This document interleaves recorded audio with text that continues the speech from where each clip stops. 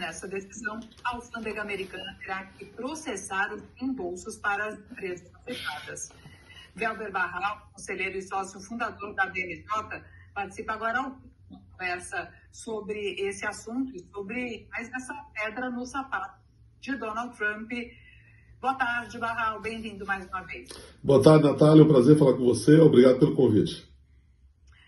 Obrigada a você pela disponibilidade. Ô, Barral, eu queria começar te perguntando sobre mais uma extensão, né, dessa história, porque Donald Trump, ele sempre disse aos quatro ventos que quem paga o tarifaço, no fim das contas, não são as empresas, nem os consumidores americanos, só que a decisão da justiça vai exatamente nessa direção oposta, né? Embolsando as empresas, não o consumidor. E aí, como que você vê isso no sentido de desmontar todo o discurso do republicano? Em primeiro lugar, você tem, eu já sabia, né, que uma eventual condenação pela Suprema Corte levaria a uma necessidade de devolução. A Suprema Corte, ao declarar a inconstitucionalidade do uso da lei de emergência econômica como o Trump estava utilizando para tarifas, ela não falou nada sobre o reembolso. E é isso que criou dúvida. Então, várias empresas já entraram na justiça americana para pedir o que pagaram de volta. E já tem mais de 900 casos na justiça americana. Há uma expectativa que mais empresas entrem. Houve uma tentativa do governo americano de bloquear esses pagamentos e foi contra essa decisão que teve o julgamento da Corte de Comércio Internacional. Então, a decisão é de que deve haver um processo de devolução do reembolso. A grande questão é se isso vai ser feito de forma administrativa. O CBP, que é o Customs and Border Protection, já falou que ainda vai fazer uma norma. Isso eventualmente vai gerar novos contenciosos judiciais. Então, essa devolução não será rápida. Essa é a primeira observação. Então, eu queria entender melhor assim, quais que são os desafios práticos para que a alfândega cumpra essa ordem judicial sem paralisar o fluxo comercial, hein, Barral?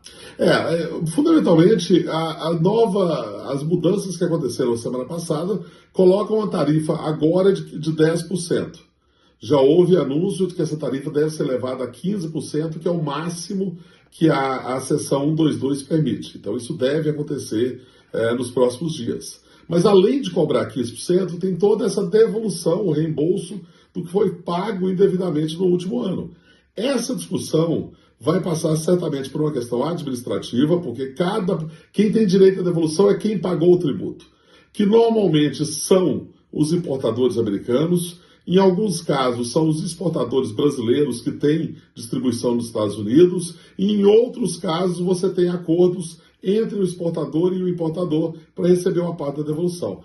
Além disso, Natália, está acontecendo também nos Estados Unidos algumas class actions, são ações coletivas de consumidores que se dizem prejudicados. Então, isso aí também vai mais longe ainda, porque vai depender de decisões judiciais futuras.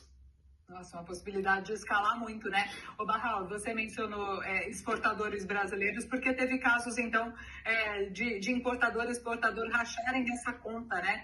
Já tem tido essa cobrança por reembolso também por parte de setores aqui do Brasil?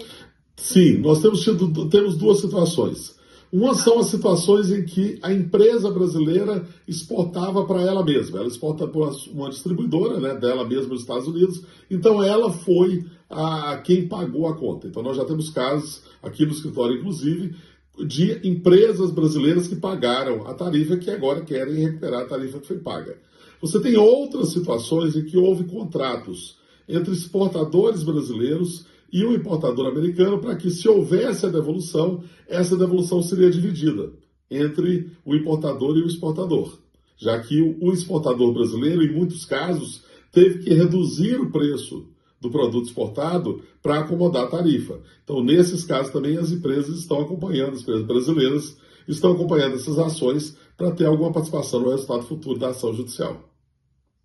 E a gente sabe, né, Barral, que o Donald Trump, ele é difícil de ceder, de dar o braço a torcer. O que você vê aí que ele teria na manga para reverter, tirar do bolso para contornar mais esse revés, seja de maneira pragmática ali financeira, seja na questão da narrativa, porque isso acaba sendo uma derrota nesses dois aspectos, não? Seguramente. Mas, Natália, no que se refere à devolução, até por conta dos prazos judiciais, a expectativa é que, de fato, passe além do governo Trump em muitos casos. Nos casos, principalmente, questões mais complexas, class actions, etc., seguramente vai ultrapassar o governo Trump.